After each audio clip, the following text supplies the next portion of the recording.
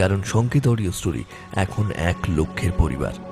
সেই খুশিতে কিছু হাড় হিম করা ভয় আপনাদের উপহার দেব না তা কি করে হয়।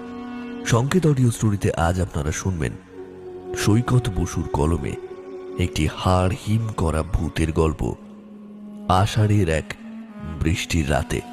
সমগ্র পরিচালনায় টিম সংকেত অডিও স্টোরি। বিভিন্ন চরিত্রে অভিনয় করেছে সুদর্শন, সৌরভ, প্রিয়ম, তানিয়া এবং আমি অরূপ। আজকে গল্প পাঠে এবং গল্পের সূত্রধার আমি অরূপ। শুরু করছি আমাদের আজকের গল্প, আষাঢ়ের এক বৃষ্টির রাতে।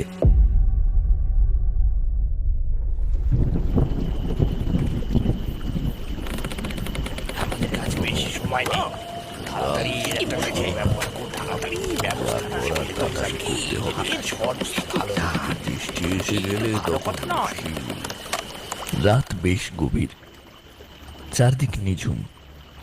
শুধু শোনা যাচ্ছে গাঙে ঢেউয়ের নিঃশব্দ গর্জন, আর সেই গর্জনের ভেতরে মাঝে মাঝে শোনা